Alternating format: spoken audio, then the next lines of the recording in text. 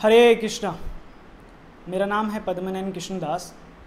और जैसे कि हम अधिकतर समय ऐसा देखते हैं, जब भी हम किसी के पास जाते हैं कि आप ये बुक पढ़िए, आप भगवान का नाम लीजिए, तो अधिकतर हमें जो फीडबैक मिलता है लोगों का वो रहता है समय नहीं है, या हम पुस्तक देते हैं तो बोलते हैं पढ़ने का टाइम किसके पास है।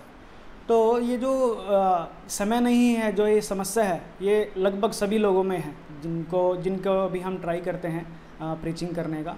तो इसीलिए आज मैं आपके सामने एक ऐसी पर्सनैलिटी को लेकर आया हूँ जो अपने अभी करंट में वर्किंग है as a ICU incharge, MBBS doctor हैं और एक अच्छे भक्त हैं और एक गृहस्थ हैं।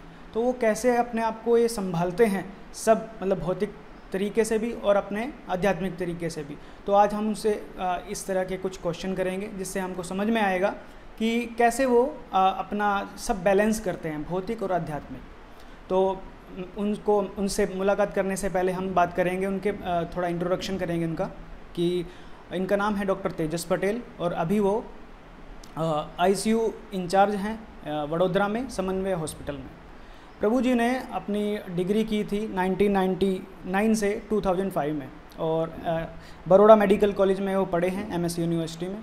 उसके बाद उन्होंने कुछ अन्य कोर्सेज भी किए हैं अपने फील्ड से रिलेटेड, जो हैं FCCM, DEMS, AFIH, DIHM, PGDDM। तो ये सब प्रभु जी ने पुणे से किया है। तो उसके बाद से प्रभु जी अपना वर्क फील्ड स्टार्ट किया है। प्रभु जी ने अपना वर्क स्टार्ट किया है 2007 से 12 तक वो रूबी हॉल क्लिनिक पुणे में काम करते थे। उसके उपरांत उन्होंने वडोदरा में काम अपना शुरू किया, प्रैक्टिस शुरू की हॉस्पिटल में। और यहाँ पे उन्होंने स्टर्लिंग हॉस्पिटल में एज ए ICU इंचार्ज के रूप में काम किया। उसके उपरांत अभी कुछ समय पूर्व ही उन्होंने समन्वय हॉस्पिटल ज्वाइन किया। तो चलिए आइए मिलाते हैं। प्रभु जी हरे कृष्णा, आपका स्वागत है इस प्रोग्राम में आज। तो प्रभु जी, जैसे कि जो मैंने अभी बताया, आप ये अपनी प्रैक्टिस के अलावा और कई तरीके से स्ट्रेस मैनेजमेंट का और टाइम मैनेजमेंट के सेमिनार्स भी लेते हैं, जैसे कि यस बैंक और Linde, Bank of Baroda, Taj hotel, et cetera et cetera. तो प्रभु जी, तो before starting to this way we want to know about your bachpan. मतलब आपकी परवरिश कैसी हुई, परिवार में क्या कौन कौन लोग थे और आपका कैसा रहा बचपन, वो हमको बताइए प्रभु। धन्यवाद प्रभु जी। मेरा जन्म एक मध्यम वर्गीय परिवार में हुआ था, अहमदाबाद में। पिताजी एक फार्मा कंपनी में मैनेजर थे, माताजी गृहिणी थे और एक सिंपल लाइफ जीते थे। बेसिक स्कूलिंग मेरा गुजराती मीडियम में हुआ था, अहमदाबाद से ही हुआ है। और मेरा छोटा भाई है, वो अभी CA होके कनाडा चला गया है। मेरे वाइफ हैं, वो M.Pharm किया हुआ है और अभी गृहिणी है। एक घर में बच्चा है 10 साल का है, वो भी 5th स्टैंडर्ड में पढ़ाई करता है। सो ये मेरे बेसिक फैमिली की डिटेल्स है। 1999-2000 में मेरा जो 12th कंप्लीट हुआ, उसके बाद MBBS के लिए मैं बड़ौदा आ गया। तो फिर आगे का जो फर्दर स्टडीज़ है वो मैंने बड़ौदा में किया हुआ है। तो आपका परिवार में या आपका ये झुकाव भक्ति में किस तरह से हुआ, कि परिवार में भी पहले कोई भक्ति में इस तरह से जुड़ा हुआ था, या आपका सबसे पहले किस तरह से आपका मतलब भक्तों के साथ मिलन या भक्ति में आना, ये कैसे हुआ? जैसे गुजरात में ज़्यादातर लोग घर में थोड़े बहुत भक्ति तो करते ही हैं, तो पिताजी भी थोड़ा बहुत भक्ति करते थे। लेकिन मैं इतना ज़्यादा भक्ति में उस समय पे साइंस में ज़्यादा विश्वास करता था और भक्ति में विश्वास इतना नहीं था। तो इतना था कि जो घर में पूजा भी क्यों करनी है, मतलब वो समय का बर्बादी है, ऐसा मैं सोचता था उस समय पे। लेकिन फिर जब मैं MBBS में आया और 2002 में जब मैं सेकंड ईयर में था, तो उस समय पे इस्कॉन के कुछ भक्त हैं, डॉक्टर दामोदर चैतन्य प्रभु हैं, डॉक्टर विजय कृष्ण प्रभु हैं। उन्होंने हॉस्टल के जो बच्चे हैं उनके लिए उन्होंने डिस्कवर योरसेल्फ भगवद गीता पर आधारित 6 डे कोर्स एक अरेंज किया था उन्होंने। तो बॉम्बे से कमल लोचन प्रभु आए थे और उन्होंने हर रोज़ 2-2 घंटा ऐसे करके भगवद गीता के जो अलग अलग जो विषय वस्तु हैं, जैसे कि जीव कौन है, आत्मा क्या है, कर्म क्या है, वो सभी टॉपिक्स के ऊपर उन्होंने पूरा ज्ञान दिया। तो उसके बाद मुझे पहली बार विचार आया कि ये सब चीज़ों के बारे में भी पता होना चाहिए। जी। और फिर मैंने पहली बार भगवत गीता पढ़ी, और एक बार पढ़ने के बाद मुझे लगा कि एक बार से नहीं समझ में आ रहा है, तो मैंने अनेक बार भगवत गीता पढ़ी और धीरे धीरे करके फिर मेरा झुकाव भक्ति में बढ़ा। ओके, तो तब आपको ऐसा लगा कि भक्ति करना भी ज़रूरी है। ठीक है, तो आप अभी जैसे कि मैंने बताया कि आईसीयू इंचार्ज हैं, तो टाइम का हमेशा आपके पास समस्या रहता होगा क्योंकि क्रिटिकल केस आईसीयू में आते रहते हैं। तो आप ये अपना वर्क लाइफ, अपना आध्यात्मिक लाइफ और अपना परिवार, ये सब बैलेंस कैसे करते हैं? क्योंकि हम देखते हैं कि ये जो मैंने बताया शुरुआत में कि समय नहीं है, सबकी समस्या है, तो आप इसको कैसे टैकल करते हैं, ये थोड़ा हमें बताइए। जैसे एक बताया गया है कि लाइफ रन्स ऑन प्रायोरिटी, तो जो चीज़ आपकी प्रायोरिटी हो जाती है उसके लिए समय अपने आप निकल जाता है। और ज़्यादातर लोगों के जीवन में अलग अलग प्रायोरिटी रहती है, धर्म के बारे में नहीं सोचते हैं। जैसे महाभारत में और हितोपदेश में बताया गया है कि आहार निद्रा भय मैथुनम च सामान्य देतत् पशु भी नराणाम धर्मो ही तेषाम अधिको विशेषो धर्मे न ही न पशु भी समान। तो अर्थात खाना पीना सोना बच्चे पैदा करना ये तो पशु भी करते हैं, तो हमारे और पशु में क्या अंतर है? तो शास्त्र में बताया गया कि धर्म ही एक ऐसी चीज है जो हमें पशु से अलग करती है। तो अथा तो ब्रह्म जिज्ञासा, जैसे ब्रह्म क्या है उसके बारे में जिज्ञासा करना वही मनुष्य जीवन का लक्ष्य है। तो जब ये मुझे पता चला तो फिर मेरी प्रायोरिटी चेंज हो गई। और जैसे बताया गया है कि early to bed early to rise makes man healthy wealthy and wise. तो जैसे हमारा जो बायोलॉजिकल क्लॉक है, तो ज़्यादातर लोग अपना बायोलॉजिकल क्लॉक डिस्टर्ब करके रखते हैं। ज़्यादातर वो लोग क्या करते हैं कि लेट नाइट तक जागते रहते हैं और उसकी वजह से उनकी नींद पूरी नहीं होती है और वो सुबह में लेट उठते हैं। तो फिर जो सुबह का जो ब्रह्म मुहूर्त का समय है, जो 4 बजे के आसपास का जो समय है सुबह का, वो उसको मिस कर लेते हैं। ज़्यादातर लोग हैं वो सूर्योदय होने के बाद ही जागते हैं। लेकिन जब आप पहले सो जाते हैं तो आपकी बॉडी को भी रेस्ट मिल जाता है, क्वालिटी नींद हो जाती है और आप सुबह नेचुरली उठ जाते हैं। तो मेरा स्केड्यूल ऐसा है कि मैं रात को 9 से 10 बजे के बीच में सो जाता हूँ और 6-6.5 घंटे की नींद करके अराउंड 3:30 से 4:30 बजे के बीच में जाग जाता हूँ जी। और उसके बाद फिर घर पे पूजा करके मैं मंदिर विजिट करता हूँ सुबह, और भक्तों के संग में मैं जप करता हूँ जी। उसके बाद आरती अटेंड करके फिर घर पे आ जाता हूँ 7:30-8 बजे, और नाश्ता करके फिर मैं अपने ऑफिस चला जाता हूँ जी। ऑफिस में मैं अपना पूरा जो दिन का जो कार्य है, पेशेंट्स का जो केयर है वो सब कर लेता हूँ, और उसके बाद दोपहर में घर पे लंच ले लेता हूँ, और बाकी के कार्यकलाप हो जाने के बाद इवनिंग का पूरा टाइम मैं अपने फैमिली को दे पाता हूँ। और हफ्ते में 1-2 दिन जो सत्संग के कार्यक्रम है उसके लिए भी मैं अपना समय निकाल पाता हूँ जी। तो इस तरह से आप अपना बैलेंस करते हैं।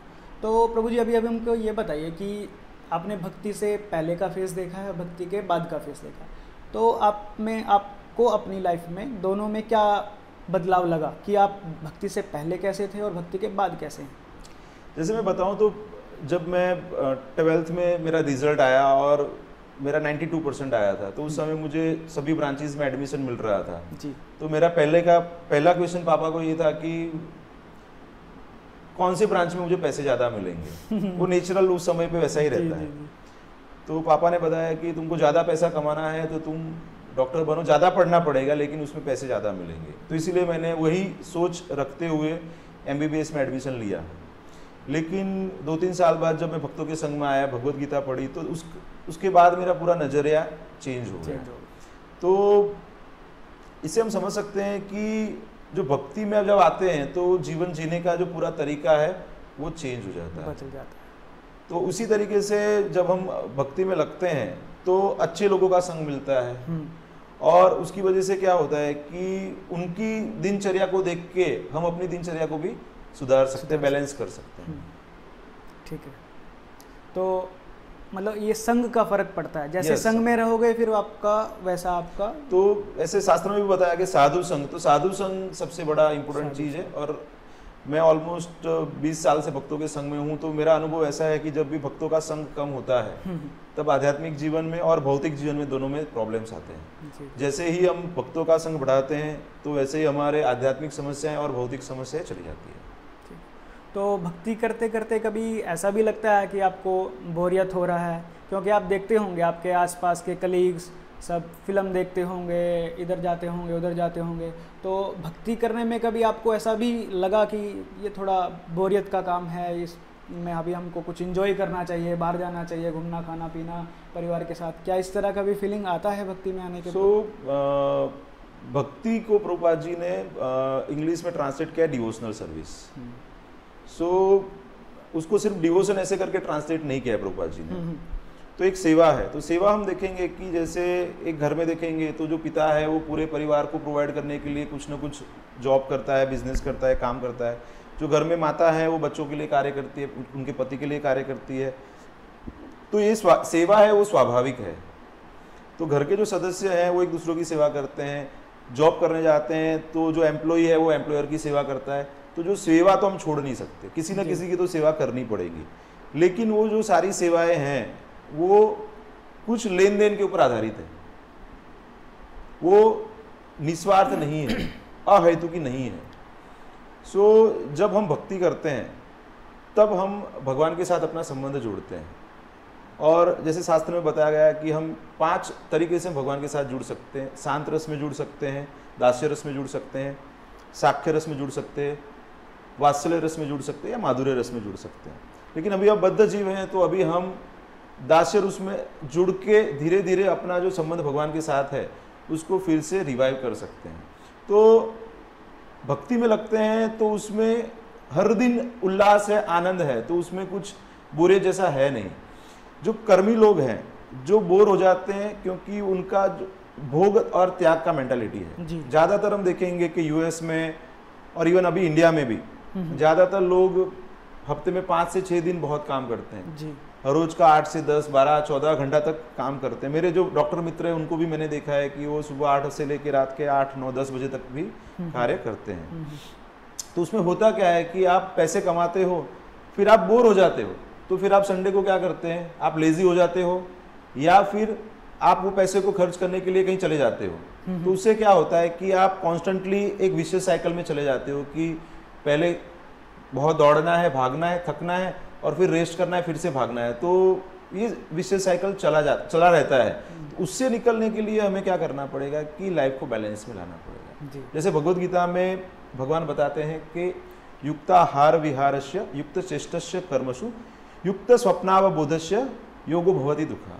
तो जैसे खाना पीना, आमोद प्रमोद करना और बाकी जो कार्यकलाप है उसमें बैलेंस करना चाहिए, तभी हमारे जो भौतिक संघर्ष है उससे हम मुक्त हो जाएंगे और हमें दुख से मुक्ति मिल जाएगी। तो इसीलिए भगवान भगवद गीता में बताते हैं कि अगर आपको सुखी होना है, शांति प्राप्त करनी है, तो उसका फॉर्मूला भी भगवान भगवद गीता में बताया हुआ है कि जब तक हम भगवान को हमारा परम हितैषी, परम मित्र नहीं मानते हैं, तब तक क्या करते हैं, हम और लोगों की सेवा में लगे जाते हैं, जहां से हमें तृप्ति नहीं प्रदान होती है। लेकिन भगवान स्वयं परमात्मा के रूप में हमारे हृदय में स्थित हैं, तो जैसे ही हम भगवान की सेवा करते हैं तो भगवान प्रसन्न हो जाते हैं और वही प्रसन्नता हमें प्राप्त होती है जी। तो इस तरीके से बोरियत का तो कोई सवाल ही नहीं है, मतलब ये फन जैसा है। जैसे प्रभुपाद जी ने जो मूवमेंट दिया है तो एकदम प्रैक्टिकल मूवमेंट दिया है। यहाँ पे आप भक्तों के संग में रहते हैं तो बोर होने का तो कोई प्रश्न ही नहीं है।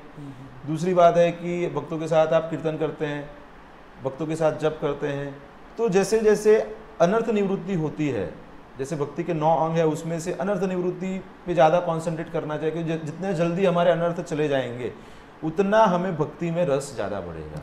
तो इसलिए भक्तों के संग में जितना हम भक्ति करेंगे, श्रवणम करेंगे, कीर्तनम करेंगे, तो उतना हमको फायदा मिलेगा। जी जी। तो अनर्थों को कम करके भक्तों के संग में रह के नाचना, भगवान का कीर्तन करना, तो इससे उल्लास आपका बढ़ता ही जाता है। और कभी भी ऐसा नहीं लगता है कि मतलब बोर है, मतलब कभी भी। इवन मेरा संडे का भी शेड्यूल बाकी के दिन जैसा ही है। मतलब बाकी के लोग क्या करते हैं, भाई आज छुट्टी है, लेट उठना तो आज 8 बजे उठेंगे, 9 बजे उठेंगे, तो मेरा शेड्यूल हर रोज का सेम ही है, तो चेंज नहीं होता है वो।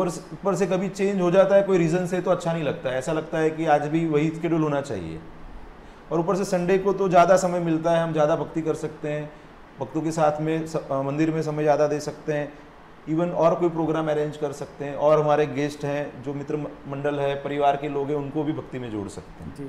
तो मैं कंपेयर करूँ तो भौतिकतावादी लोग खाली वो संडे की अपेक्षा करते हैं वेट कि हम उस दिन मज़ा करेंगे, या फन करेंगे, लेकिन भक्तों का रोज ऐसा रहता है रोज ही एंजॉयमेंट है, रोज भगवान को भोग लगाना, प्रसाद करना, अच्छा भगवान कीर्तन करना, नाचना, रोज उनका ये रोज का रहता है। लेकिन भौतिकतावादी कंपेयर करें तो वो सिर्फ संडे का वेट करते हैं, सही है। तो मतलब बोरियत का तो कहीं सवाल ही नहीं जी। तो आपको भक्ति का कौन सा वो अंग है जो आपको सबसे अधिक रुचिकर लगता है प्रभु जी? जैसे भक्ति के सारे अंग है, उसमें रुचि सबकी रहती ही है, लेकिन जो जप है उसमें मेरे सबसे ज़्यादा रुचि है। जी। क्योंकि जब मैं MBBS में था उसी समय पे मैं 2 माला 4 माला ऐसे शुरुआत की थी। मैं पढ़ाई भी करता था, पुस्तक भी पढ़ता था, लेकिन जैसे जैसे मैंने भगवान के पवित्र नाम का जप बढ़ाया तो वैसे वैसे अंदर से पूरा चेंज फील हुआ जी। जैसे हमारी जो खुराक रहती है तो रेगुलर खुराक लेते हैं तो ताकत मिलती है जी। वैसे ही जो भगवान का जो नाम है उसमें बहुत ताकत है। हमारी जो आत्मा है, हमारा जो चेतना है, उसका जो शुद्धिकरण है वो पूरा भगवान नाम के ऊपर आधारित है। तो भगवान भी कलयुग में बताया हुआ है कि हरि नाम हरि नाम हरि नाम एव केवलम कलो नास्ति एव नास्ति एव नास्ति गतिरन्यथा। तो वो शास्त्र भी वही बताते हैं और जब हम प्रैक्टिकली करते हैं तब हमें समझ में आता है। तो ये शहद जैसा है कि शहद को हम जब तक टेस्ट नहीं करेंगे, बोतल को देखते रहेंगे, उसके गुणगान करेंगे तो नहीं पता चलेगा। तो जैसे ही जब हम भगवान का नाम लेते हैं, और मैंने अपने जीवन में और अपने मित्रों के जीवन में भी देखा है कि जो भगवान के पवित्र नाम का जप करते हैं तो उनके अंदर पूरे जो सारे गुण, अच्छे अच्छे गुण हैं वो प्रकट होने लगते हैं, और जो दुर्गुण हैं, जो अनर्थ हैं, वो धीरे धीरे चले जाते हैं। तो डेफिनेटली मेरे लिए जो जप है, भगवान का जो पवित्र नाम का जप है, वो सबसे ज़्यादा महत्वपूर्ण है। जी। तो आपको ये मतलब प्रेरणा कहाँ से मिलती रहती है कि मुझे ये करना है? जैसे सभी के लिए कुछ ना कुछ प्रेरणा का स्रोत रहता है, तो आपके जीवन में वो क्या है कि जो आपको हमेशा ये करने के लिए प्रेरित करता रहता है? तो जैसे मैंने आपको बताया कि मेरा शेड्यूल में ऐसा है कि मैं प्रयास करता हूँ कि मैं हर रोज़ मंदिर आऊँ और भक्तों का संग लूँ। जी। तो जो साधु संग है और मंदिर का जो रेगुलर मॉर्निंग प्रोग्राम है वो मुझे बहुत प्रेरणा देता है, क्योंकि उसमें कुछ ना कुछ सेवाएं ऐसी रहती हैं जिसमें आपको चांस मिलता है सेवा करने का, भक्तों का संग मिलता है और आप भक्तों से सुनते हैं। तो जो शास्त्र का जो तात्पर्य है उसको हम अच्छे से समझ पाते हैं। जी। तो बहुत चीज़ें हैं, जैसे क्या बोलते हैं कि आप कोई मिलिट्री का बंदा है, वो घर पे रहेगा जी, तो वो अपना सिविल ड्रेस में रहेगा जी, लेकिन जैसे ही वो अपना रिपोर्टिंग करता है और अपने थाने पे पहुंच जाता है तो वहाँ पे फिर उसको एक पूरा अलग फीलिंग होता है, अपने ड्रेस में रहता है। तो जैसे ही मैं घर से मंदिर चला जाता हूँ तो पूरा बैटरी रिचार्ज हो जाता है और पूरा दिन वो उसका बेनिफिट मिलता है। इसका मेरा खुद का अनुभव ऐसा है कि मैं आईसीयू में काम करता हूँ, तो ज़्यादातर लोगों को ऐसा लगता है कि ये बहुत स्ट्रेसफुल जॉब है जी, लेकिन भक्ति में आने के बाद मुझे ऐसा जरा भी नहीं लगा जी, क्योंकि अभी मुझे पता चला है कि जो भी चीज़ें हैं वो कंट्रोल करने वाले भगवान श्री कृष्ण जी, और जब हम अपने आप को भोक्ता मानते हैं तभी सारे प्रॉब्लम चालू होते हैं जी। जब मैं ऐसे मानता हूँ कि ये पेशेंट को मैंने कुछ दवाई लिखी और वो अच्छा हो गया तो वो ईगो बढ़ता है और मेरे कर्म भी बनते हैं जी। लेकिन जैसे ही मैं समझता हूँ कि मुझे मेरी ड्यूटी करनी है, पेशेंट अच्छा होगा या नहीं होगा वो भगवान के हाथ में है जी, तो तुरंत ही वो जो स्ट्रेस है वो चला जाता है जी, जी। तो मेरा अनुभव है लास्ट 10-12 साल का कि आईसीयू में कभी भी मुझे गुस्सा नहीं आता है, स्टाफ के ऊपर भी मुझे कभी चिल्लाना नहीं पड़ता है। क्यों? क्योंकि जब आप प्रेम से वातावरण से कार्य करते हैं तो बाकी के जो आपके आसपास के लोग हैं वो भी प्रभावित होते हैं जी। और मेरा खुद का अनुभव है कि आईसीयू में भी जो मेरे साथ काम करते हैं वो लोग भी अभी देख के मतलब गलत आदतें छोड़ रहे हैं। ओके। एकादशी करते हैं, भगवत गीता पढ़ते हैं, कुछ लोग जप भी करते हैं। तो जहाँ पे भी आप जाते हैं तो उसका पॉजिटिविटी का तो प्रभाव मिलता ही है। तो कुछ लोग ऐसा सोचते हैं कि मतलब आजू बाजू का वातावरण अच्छा नहीं है तो मैं नहीं कर पाऊँ, तो वो आप वातावरण दूसरों को दीजिए, आप you be the change, that is my message जी। जैसे आप भक्तों का संग लेने के लिए मंदिर में आते हैं, दूसरे भक्तों का संग मिलके आपको पॉजिटिविटी मिलती है, इसी तरह से आपके कलीग्स को आप उनको आप पॉजिटिविटी देते हैं ताकि वो आगे प्रेरणा आगे तो ये एक साइकिल है, हम पॉजिटिव साइकिल है, हम किसी एक स्रोत से लें और हम किसी के लिए वही प्रेरणा का स्रोत बने, तो इस तरह से हम दूसरों को अपने व्यवहार से भी प्रचार कर सकते हैं। ठीक है, तो अगला प्रश्न है प्रभु जी कि जैसे हमने शुरुआत में बात की कि आप सेमिनार्स के लिए जाते हैं कॉरपोरेट में भी, स्ट्रेस मैनेजमेंट और टाइम मैनेजमेंट। तो मैं देखता हूँ कि कॉरपोरेट अपने आप में ही एक फुल फ्लैज सिस्टम है, तो वहाँ पे भी लोगों को ये स्ट्रेस और ये टाइम मैनेजमेंट के इश्यूज़ को झेलना पड़ता है। तो ऐसा क्यों है, और मतलब आप जब उनको गाइड करते हैं जाके, तो आपको ऐसा क्या लगता है कि इस वजह से उनको ये चीज़ फेस करनी पड़ती है? बेसिकली देखेंगे तो लाइफ में 4 चीज़ें इम्पोर्टेंट है। एक है फिजिकल क्वेश्चन, अपना बॉडी अच्छा रखना। दूसरा है इमोशनल क्वेश्चन, इमोशनली स्टेबल होना। देन इंटेलिजेंट क्वेश्चन, मतलब बुद्धिमत्ता को अच्छे से विकास करना। और चौथा है स्पिरिचुअल क्वेश्चन। तो जो स्पिरिचुअल क्वेश्चन है उसके ऊपर ज़्यादातर निग्लेक्ट किया जाता है। तो जो कंपनी है वहाँ पे गिव एंड टेक पॉलिटिक्स रहता है वहाँ पे जी। तो वहाँ पे अगर आप कुछ अच्छा कर रहे हैं तो आपका ग्रोथ हो रहा है, अगर आप अच्छा नहीं कर पा रहे हैं तो स्ट्रेस है। वहाँ पे एक बंदे का पेमेंट देके 2 बंदे का काम करवाया जाता है, तो उससे ऐसा होता है कि लोग हमेशा स्ट्रेस में ही रहते हैं। उनके लिए वो लोग काफ़ी चीज़ें करने का प्रयास करते हैं कि उनके लिए वो जिम बना देते हैं, उनके लिए वो ब्रेक दे देते हैं, उनके लिए वो टूर रखते हैं। लेकिन जैसे बताते हैं कि जो मछली है, मछली को पानी चाहिए। जी जी। अगर मछली को आपने पानी से निकाल लिया है और मछली को आप अच्छी अच्छी चीज़ें दे रहे हैं खाने के लिए, पहनने के लिए, या फिर परफ्यूम दे रहे हैं, पैसे दे रहे हैं, तो मछली उसके साथ खुश नहीं रहेगी। मछली को जल चाहिए। वैसे ही हम क्या है, हम आध्यात्मिक जीवात्माएं हैं। जी। तो हमारा जो खुराक है, आध्यात्मिक खुराक है, वो वहाँ पे नहीं मिलता है। जी जी। उसकी वजह से ही वो सारे लोगों को में प्रॉब्लम आता है। तो वो बेसिक जो प्रॉब्लम है, रूट कॉज है, उसको हमें ढूंढना पड़ेगा और उसको ही करेक्ट करना पड़ेगा। तो मैं समझता हूँ कि मतलब भौतिक परेशानियाँ हैं, उनका सॉल्यूशन जो है भौतिक नहीं हो सकता है, लेकिन कॉरपोरेट में वही करने का प्रयत्न करते हैं कि उनकी भौतिक तकलीफ़ों को दूर करने के लिए उनको कुछ भौतिक ही सॉल्यूशन देते हैं। लेकिन भौतिक को अगर आपको परमानेंटली उसको रिजोल्व करना है तो उसका सॉल्यूशन आध्यात्मिक ही है। तो आपको उस तरह से ही उसका आंसर ढूंढना पड़ेगा।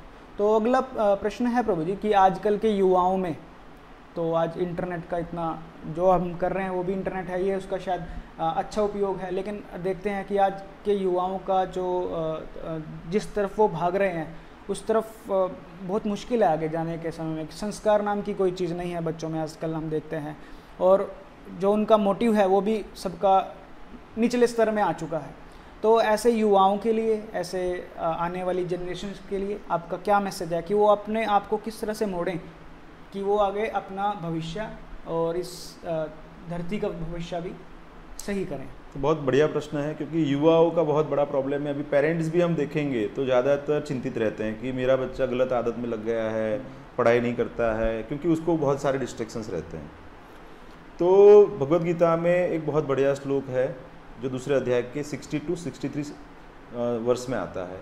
ध्यायतो विषयान पुंस संगोस्ते सुपजायते संगात संजायते काम कामात क्रोधो विजायते क्रोधात भवति सम्मोह सम्मोहा स्मृति विभ्रम स्मृति भ्रंशात बुद्धिनाशो बुद्धिनाशात प्रणश्यति। तो उसका मतलब ये है कि हमारा जो ऑब्जेक्ट ध्यायतो, हम किसका ध्यान कर रहे हैं, तो जो विषय के ऊपर हम ध्यान करते हैं उसके ऊपर हमारा लगाव हो जाता है जी। और धीरे धीरे वो चीज़ प्राप्त करने की कामना होती है। अगर वो कामना पूरी नहीं होती है तो हमें क्रोध आ जाता है। तो ये पहले श्लोक में बताते हैं। ठीक है। और आगे दूसरे श्लोक में बताते हैं कि क्रोधात भवति सम्मोह, तो हम मोहित हो जाते हैं। मोहित होने के बाद उसके बाद हमारी बुद्धि चली जाती है और भवकूप में गिर जाते हैं। तो यहाँ पे जो सबसे पहला पॉइंट है कि आप ध्यान कहाँ पे करते हो। तो आजकल जो बच्चे हैं उनका ध्यान गलत जगह पे लग गया है। बच्चा जब 5 साल का है तभी से अगर उसको सही चीज पे ध्यान लगाया रहता था तो जीवन का केंद्र बिंदु कृष्ण होने चाहिए। जी जी। जब जीवन का केंद्र बिंदु भगवान रहेंगे और उसके इर्द गिर्द बाकी की चीजें लगाएंगे तो कोई प्रॉब्लम नहीं आएगा। जी जी। तो हम मोबाइल भी यूज कर सकते हैं, लैपटॉप भी यूज कर सकते हैं, टेक्नोलॉजी भी यूज कर सकते हैं, पढ़ाई भी करना चाहिए, लेकिन वो सभी चीजों का लक्ष्य भगवान की प्रसन्नता होनी चाहिए।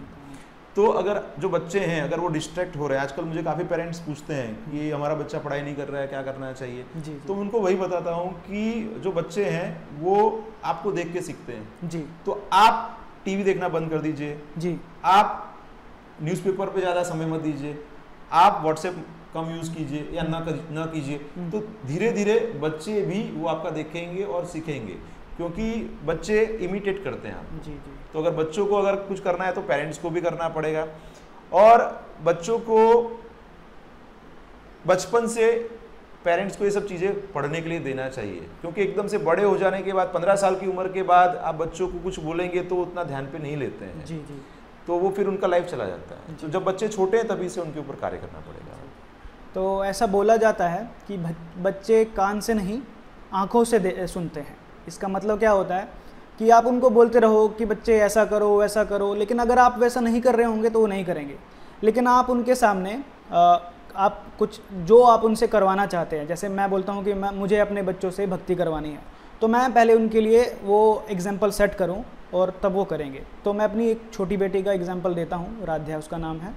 तो मैं जैसे भगवान को प्रणाम करता हूँ और भगवान की आरती करता हूँ, ये करता हूँ, तो वो सब देख के खुद करती है, ऐसे इमिटेट करती है वो। लेकिन अगर मैं उसको खाली बोलूँगा राध्या तुम ऐसा करो वैसा करो ऐसा करो, वो कभी नहीं करती है वो काम। लेकिन वो जो मैं करता हूँ वो अपने आप बाय डिफ़ॉल्ट वो अपने आप ही करती है। कि वो भी अभी कल की ही मैं बात बताता हूँ। कल कुछ समय के लिए लाइट चली गई थी प्रभु जी हमारे यहाँ पे, तो वो हाथ का पंखा लेके आए हम। तो हम हाथ का पंखा कर रहे हैं अपने ऊपर कि गर्मी लग रही थी अंदर, तो वो पंखा लेके दौड़ के गई, अरे मेरी कृष्णा को गर्मी लग रही होगी। वो मंदिर में अल्टर में जाके वो पंखे से कृष्णा को ऐसे पंखा झोलने लगी। बहुत अच्छी बात है। हमने उसको कभी नहीं बोला है कि जाओ पंखा झोलो, लेकिन वो अपने आप से, मतलब वो हर टाइम क्या उस तरह का माहौल हम उसको देते हैं नेचुरली, कि हम उसको बताते हैं कि कृष्णा कोई ऐसा कोई इमेजिनरी पर्सन नहीं है, वो हमारे घर में हमारे घर के राजा हैं और उनको भी भूख प्यास जिस तरह से हम उनको भोग ऑफर करते हैं, भावनाएं हैं हमारे जैसी, भावनाएं हैं उनकी भी। तो वो ऐसे करके जाने लगे, रेसिप्रोकेट करते हैं भगवान। वो खुद पसीने में लथपथ हो गई, कुर्सी पे चढ़ के, हमारा अल्टर थोड़ा ऊपर है तो खुद हो रही है, लेकिन मेरे कृष्ण को गर्मी लग रही है ऐसे झूल रही है। तो मुझे वो देख के बहुत खुशी हुई। मतलब बहुत अच्छी बात है, बहुत अच्छी। माता पिता के लिए जो चाहता है अपने बच्चों को संस्कार आए ये आए, उनके लिए वो एक ऐसे बताया गया है, शास्त्र में भी बताया गया है कि आपको माता नहीं बनना चाहिए, पिता नहीं बनना चाहिए, राजा नहीं बनना चाहिए, गुरु नहीं बनना चाहिए, देव नहीं बनना चाहिए, अगर आप आपके आश्रित को भगवान की सेवा में, भगवान की भक्ति में, और ये जो जन्म मृत्यु के चक्कर से बाहर निकाल नहीं पाते हैं, तो आपको ये पद नहीं लेने चाहिए। और अगर वो पद में आप आ गए हैं तो फिर आपके जो आश्रित हैं उनको इसमें से बाहर निकालने के लिए यथा योग्य प्रयास करने चाहिए। जी जी। तो अगला प्रश्न है प्रभु जी, जैसे अभी अगर समझो किसी ने अभी तक भक्ति स्टार्ट नहीं की है या उसको कुछ पता नहीं है, तो व्यवहारिक तरीके से अभी कोई अगर करना चाहता है, कोई भी युवा फीमेल हो या मेल हो, तो वो कैसे स्टार्ट करता है अपने घर पे रह के? और अगर उसको कुछ गाइडेंस चाहिए कि भविष्य में क्या करना चाहिए क्या नहीं करना चाहिए, तो कैसे स्टार्ट कर सकता है वो? बहुत अच्छा प्रश्न है। जैसे गीता महात्म्य में बताया गया है कि सर्वोपनिषदो गावो दुग्धा गोपालानंदन पार्थो वत्स सुधीर भुक्ता दुग्धम गीता मृतम महत्। जी। तो जो सारे शास्त्र हैं वो सर्वोपनिषदों, गाव मतलब गाय की तरह है, दुग्धा गोपालानंदन, तो उसको दोहने वाले कौन है? गोपालानंदन कृष्ण है। पार्थो वत्स जो बछड़ा है वो पार्थ है जी। और बाकी जो ज्ञानी लोग हैं उनको फिर लाभ मिलता है। तो यहाँ पे उदाहरण से भगवान बताते हैं कि जो सारा जो उपनिषद है, वेद है, उसका जो तात्पर्य है भगवान ने भगवद गीता में 700 श्लोक में दिया हुआ है। जी जी। तो अगर हम ये 700 श्लोक का अच्छे से अध्ययन करते हैं जी। तो जीवन के सारे प्रश्न जो भौतिक जीवन में भी है और आध्यात्मिक जीवन में भी, वो सारे प्रश्नों का निराकरण इसमें आ सकता है। जी। वो समझ सकते हैं कि जैसे अर्जुन जो युद्ध के समय में अवढव में थे कि उनको युद्ध करना है नहीं करना है, क्योंकि सामने सगे संबंधी थे, तो उसके भी इतने डिफिकल्ट क्वेश्चन है, उसके प्रश्न के आंसर भगवान ने दिए थे। तो हमारे भी जो जीवन की सारी समस्या है, आध्यात्मिक प्रश्न है, उसके सारे आंसर उसमें मिलते हैं। तो श्रील प्रभुपाद जी हैं कि जिन्होंने आज से 50 साल पहले international society for Krishna consciousness ISKCON की स्थापना की है, और उन्होंने पूरा जो ज्ञान है वो Bhagavad Gita as it is, Bhagavad Gita यथारूप में बताया हुआ है। तो जब हम अगर अकेले हैं और ऐसे स्थान पे हैं कि जहाँ पे भक्तों का संग प्राप्त नहीं हो सकता है, तो वहाँ पे अगर हम भगवद गीता यथारूप भी पढ़ेंगे तो उससे हमको सही ज्ञान मिलेगा, क्योंकि पुस्तक भागवत और भक्त भागवत में कोई अंतर नहीं है। जी। तो पहले भगवद गीता पढ़िए और उसके बाद आप भागवतम पढ़ सकते हैं, चैतन्य चरितामृत पढ़ सकते हैं। लेकिन अगर आपको फिलोसॉफी में समझ नहीं आता है तो प्रभुपाद के बहुत छोटे छोटे पुस्तक भी हैं। जी जी। तो उसके अंदर क्वेश्चन आंसर्स के रूप में भी प्रभुपाद जी ने काफ़ी कुछ समझाया हुआ है। तो हमारे जो प्रश्न होते हैं, जो हमारा जो साइंटिफिक दिमाग है वो काफ़ी प्रश्न पूछता है, तो उसके भी सॉल्यूशंस प्रभुपाद जी ने बताए हुए हैं। तो जैसे बताया जाता है कि बुक्स आर द बेसिस, तो जितना हम पुस्तक पढ़ेंगे उतना हमारा ज्ञान क्लियर होगा और हमारे डाउट्स क्लियर हो जाएंगे। तो उसके बाद फिर हम नेचुरली भक्तों का संग के लिए प्रयास करेंगे और फिर भक्तों के संग में हम प्रैक्टिकली वो सारी चीज़ें देख पाएंगे। अगर आप ऐसी जगह पे हैं तो आप आसपास में इस्कॉन का जो सेंटर है जी उसके लिए प्रयास कर सकते हैं, भक्तों को मिल सकते हैं। अभी काफ़ी ऑनलाइन कोर्सेज भी अवेलेबल हैं जी, तो आप वो ऑनलाइन नंबर से भी संपर्क करके ऑनलाइन कोर्स को भी जोड़ सकते हैं और वहाँ से आप गाइडेंस प्राप्त कर सकते हैं। जी, धन्यवाद प्रभु जी। तो प्रभु जी, अगला मुझे जैसे कि पता चला है, अगला question related to art of parenting, जैसा मुझे पता चला है आप उसके ऊपर भी आजकल कुछ सेमिनार्स लेते हैं और जो पेरेंट्स हैं उनको सिखाते हैं कि बच्चों का परवरिश कैसे किया जाए। तो संक्षिप्त में, एक्चुअली ये बहुत बड़ा विषय है, एक छोटे से टॉक में हम इसको नहीं ले सकते हैं, तो अभी आप संक्षिप्त में हमें थोड़ा बताइए कि बच्चों का जो माता पिता को बच्चों के लिए किस तरह से पेरेंटिंग में क्या क्या करना चाहिए और क्या क्या नहीं करना चाहिए, थोड़ा संक्षिप्त में बताइए। ज़्यादातर हम देखते हैं कि जो पेरेंट्स हैं वो बच्चों को एक अधिकार भाव से देखते हैं जी, और वो बच्चों को कंट्रोल करने का प्रयास करते हैं। लेकिन उसको ऐसे देखना चाहिए कि भगवान ने बच्चे हमें दिए हैं कि जैसे हम उनको संरक्षण दें और उनको धीरे धीरे भक्ति में आगे बढ़ाएं जी।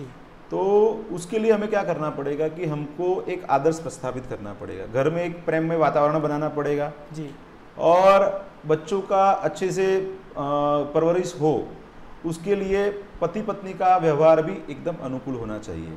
तो ऐसे बताया जाता है कि जो हस्बैंड है उनको गुरु और कृष्ण की सेवा में लगना चाहिए जी, उनको शास्त्र के हिसाब से भगवान की सेवा में, गुरु की सेवा में लगना चाहिए जी।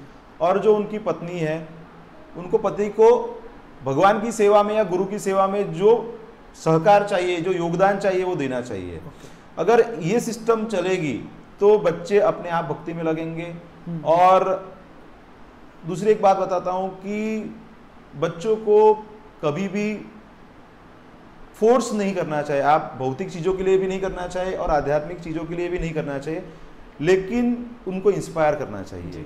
और आप जब प्रेरणा देंगे तो बच्चे नेचुरली उसको लेते हैं, और इससे हम समझ सकते हैं कि जो चीज़ प्यार से होती है, जबरदस्ती से नहीं होती है, वो नेचुरली होती है। तो हमें नेचुरल बच्चे का ग्रोथ हो उसके लिए प्रयास करना चाहिए। जी जी, ठीक। तो प्रभु जी, एक क्वेश्चन आज मेरा आपके पहनावे के बारे में भी है। कभी क्या आपको कभी ऐसा लगता है कि ऐसे मॉडर्न युग में आप डॉक्टर्स के साथ बैठते होंगे, उठते होंगे, आपके रिलेटिव फ्रेंड्स के साथ जाते होंगे, तो इस तरह का पहनावा देख के क्या कभी आपको अनकंफर्टेबल लगता है पहन के उनके पास साथ बात करने के लिए? मैं आपको बोलूँगा कि जैसे मिलिट्री में कोई बंदा रहता है तो उसका फीलिंग वो मिलिट्री के ड्रेस में आता है। तो जब हम भक्ति में आते हैं तो जो भक्ति में जो सिंपल ड्रेस, जो हमारा जो पारंपरिक ड्रेस है, ऐसा नहीं है कि हम कुछ नया पहनावा पहने हुए। आज से 2 जनरेशन पहले चले जाएंगे तो हमारे जो बुजुर्ग थे, दादाजी थे, उनके दादाजी थे, यही ड्रेस पहनते थे। जी। तो कोई अननेचुरल तो है नहीं, पहली बात है। हमारे जो वातावरण है यहाँ का उसके अनुकूल है तो कंफर्टेबल है। जो जीन्स के पैंट है या टी शर्ट है वो क्या लेबर क्लास के लिए फॉरेन में वो ज़्यादातर वो लोग यूज़ करते हैं, क्यों उनको क्या है कि मल्टीटास्किंग है, औजार रखने हैं तो उसके लिए मल्टीपल पॉकेट्स भी हैं तो ईजी हो जाता है। जी जी। तो पहली बात तो है कि ये बहुत कंफर्टेबल ड्रेस है। दूसरी बात क्या है कि जब आप कोई ड्रेस पहनते हैं, जैसे कंठी है, माला है और धोती कुर्ता है, तो जब जो देखते हैं उनको भी भगवान की भक्ति प्रदान होती है जी। तो उनको भी प्रेरणा मिलती है। अभी मैं आधे घंटे पहले ही हॉस्पिटल में आईसीयू में राउंड लेके आया तो मैं यही ड्रेस में गया था। अच्छा। तो वहाँ पे भी जब पेशेंट्स हैं उनको पता चलता है कि जो मुझे देख रहा है वो व्यक्ति भगवान की भक्ति में लगा हुआ है, तो उसका रिकवरी भी अच्छे से हो जाता है जी जी। तो और मेरे काफ़ी कलीग हैं वो देखते हैं यही ड्रेस में तो वो अप्रिशिएट ही करते हैं। तो ऐसा कुछ नहीं है कि हमें जो ये ड्रेस से कुछ परहेज होना चाहिए या मतलब हम ये ड्रेस पहन के बाहर नहीं निकल सकते हैं। ये ड्रेस तो मतलब अनुकूल है, भक्ति के लिए भी अनुकूल है और इवन आप बाकी के कार्य कर रहे हैं उसके लिए भी अनुकूल है। तो ये ड्रेस तो पहनना ही चाहिए जी जी। तो लास्ट क्वेश्चन है प्रभु जी, तो ये मैं जो समझ रहा हूँ आजकल का शिक्षण, हमें आजकल ये शिक्षण जो है स्कूलों में तो बिल्कुल नहीं सिखाया जाता है कि इस तरह से करना चाहिए, कि कोई भगवान भी है, कोई ऐसा कुछ है। तो आप इसके बारे में क्या कमेंट करेंगे कि बच्चों का शिक्षण जो है आजकल का वो किस तरह का होना चाहिए, क्योंकि उसमें वैल्यूज़ बहुत कम रह गई हैं आजकल, मार्क्स ओरिएंटेड ज़्यादा रह गया। आज मार्क्स लेने हैं, ये होना है, वो बनना है, ये है ना, लेकिन जो वैल्यूज़ हैं लाइफ की वैल्यूज़ वो कोई नहीं सिखा रहा है आजकल तो स्कूल में। तो इसके बारे में आप क्या कमेंट करेंगे? बहुत अच्छा प्रश्न है प्रभु। जैसे अभी मेरा बच्चा अभी ऐसे 10 साल का है जी। तो पहले CBSE इंग्लिश मीडियम में पढ़ता था, लेकिन अभी कोविड के दौरान ऑनलाइन स्टडीज़ चालू हो गए थे और हमने देखा कि उसको पढ़ाई में मज़ा नहीं आ रहा है। उसको कोई भी चीज़ अगर आपको अच्छी नहीं लगती है तो आप लंबे समय तक नहीं कर सकते। करेक्ट। तो फिर मैंने उसका लिविंग सर्टिफिकेट ले लिया 6 महीने पहले जी। और अभी हम लोग होम स्कूलिंग ही कर रहे हैं बच्चे का। ओके। और जो उसको प्रॉब्लम्स आते थे मैथ्स में, साइंस में, लैंग्वेज में, पहले 4th स्टैंडर्ड में था तब उसको जो प्रॉब्लम्स आते थे, तो 6 महीने से मेरे मित्र हैं, विजय कृष्ण प्रभु हैं, दामोदर चैतन्य दास प्रभु हैं और कुछ और हमारे जो भक्त हैं वो सब मिलके बच्चों को अलग अलग सब्जेक्ट्स पढ़ाते हैं। तो अभी 6 महीने में मैंने देखा है कि उसने जो स्कूल में पढ़ता था रेगुलर स्कूल में, हाँ। CBSE इंग्लिश मीडियम में, तो उससे बेहतर कर रहा है वो भी। तो मेरा तो ऐसा मानना है कि बच्चे को नेचुरली पढ़ाना चाहिए। जैसे हम महाभारत में भी देखेंगे तो अगर भीम को बोला रहता था कि आपको धनुष बाण नहीं चलाना है तो शायद वो सक्सेसफुल नहीं रहते थे जी। और अर्जुन को बोला रहता था कि आपको गदा युद्ध करना है तो सक्सेस। तो बच्चे को जो पोटेंशियल है उसके हिसाब से उसको ट्रेनिंग देना चाहिए जी। और उसके लिए हम जितना जल्दी बच्चे का पोटेंशियल सीखे देखे वो अच्छा रहेगा। जैसे हम जंगल में कंपटीशन करेंगे और सबको बोलेंगे कि जो फास्ट दौड़ पाएगा वही बेस्ट है, तो उसका मतलब क्या, चीता ही बेस्ट है। तो ऐसा नहीं हो सकता है। तो हमें बच्चों को उसका जो इंक्लिनेशन है, उसको जहाँ पे झुकाव है, उसके हिसाब से ट्रेनिंग देना चाहिए। और उसमें हम दोनों चीज़ें कर सकते हैं। उनको भौतिक जो आवश्यक चीज़ें, स्किल बिल्डिंग कर सकते हैं जी। और अभी मेरा बच्चा घर पे भी काफ़ी चीज़ों में मदद करता है और कोई भी काम उसको छोटा नहीं लगता है अभी। पहले उसको ऐसा लगता था ये काम मैं नहीं कर सकता हूँ, ये काम कर सकता हूँ। तो बच्चे का ऑलराउंड जो विकास है वो हो सकता है अगर हम जो परंपरागत जो पुराना जो गुरुकुल सिस्टम है उसके हिसाब से अगर जाते हैं तो और अच्छे से कर पाएंगे हम जी। तो प्रभु जी धन्यवाद, आपका बहुत बहुत धन्यवाद। आपने इतने इम्पोर्टेंट अपने शेड्यूल में से, इतना टफ शेड्यूल में से हमारे लिए समय निकाला। तो जैसा कि मैं आपको जो बताना चाह रहा था कि इट्स ऑल अबाउट प्रायोरिटी। प्रभु जी का शेड्यूल बहुत बहुत टाइट रहता है, लेकिन वो फिर भी अपना परिवार का, अपने परिवार में बच्चों का, अपना वर्क का और आध्यात्मिक का सबको बैलेंस करके चलते हैं। तो ये ज़रूरी नहीं है कि आप किस प्रोफेशन में हैं और आप क्या कर रहे हैं भौतिक तरीके से। ज़रूरी ये है कि आपकी लाइफ का मोटिव क्या है, आपका लक्ष्य क्या है, आपको कहाँ जाना है। तो हम बहुत सारे लोगों का शायद ऐसा सपना होगा कि हमको डॉक्टर बनना है या इंजीनियर बनना है, लेकिन उसके साथ साथ एक बड़ा लक्ष्य भी है कि भगवान ने हमें ये मानव जीवन दिया है, उसका असली उद्देश्य क्या है वो हमको जानना चाहिए। अन्यथा जैसे प्रभु जी ने बताया कि हम में और पशुओं में कोई अंतर नहीं रहेगा, सिर्फ हम भी खाना पीना सोना और मैथुन करने में ही लगे रहेंगे, तो हम में और उनमें कोई फ़र्क नहीं हुआ। तो ये भी हमारा कर्तव्य है कि हमको ये जानना चाहिए कि हम कौन हैं, कहाँ से आए हैं, कहाँ जाना है। ये सब हमको कहाँ से जानने को मिलेगा? भगवान से। क्योंकि भगवान, जैसे हम अभी एक एग्जांपल दूं आपको मैं, कि हम जैसे गाड़ी खरीदते हैं या आयरनिंग मशीन खरीदते हैं तो हर एक चीज़ के साथ हमको एक मैनुअल मिलता है कि इसका सही से उपयोग करने के लिए आपको यहाँ से पढ़ें तो आप उससे अच्छा उसका बेनिफिट ले सकते हैं। तो भगवान ने भी इस मानव जीवन के साथ हमको शास्त्र रूप में मैनुअल दिए हैं। वो इस मानव जीवन का सही से एफिशिएंटली कैसे इससे वर्क लिया जा सके वो उसमें बताया हुआ है। तो हमको भी शास्त्रों का पठन करना चाहिए और उनको अपनी दैनिक जीवन में उसको व्यवहारिक रूप में लाना चाहिए। तो इससे क्या होगा, हम जो ये मानव जीवन मिला है उसका वास्तविक उद्देश्य जो मिला है, वास्तविक उद्देश्य जो है वो पूरी तरह से कर पाएंगे उद्देश्य। तो जैसे मैंने अभी बताया कि आर्ट ऑफ पेरेंटिंग एक बहुत विशाल विषय है। तो हम आने वाले समय में इसके ऊपर प्रभु जी के द्वारा सेमिनार्स को पब्लिश करेंगे, तो उनको देखने के लिए भी आप हमारे साथ जुड़े रहिए। आज के लिए इतना ही। आप सभी का धन्यवाद। हरे कृष्णा। अगर आपको ये वीडियो, ये मैसेजेस पसंद आए हैं तो दूसरे लोगों के साथ भी शेयर करें। और आपको अगर लगता है कुछ क्वेश्चन हमने मिस किए हैं, कुछ और प्रभु जी से हमको जानना है, तो आप कमेंट बॉक्स में ये अपना क्वेश्चन लिख सकते हैं, हम उनका उत्तर भी देने का पूरा प्रयत्न करेंगे। आप सभी का धन्यवाद। हरे कृष्ण। हरे कृष्ण।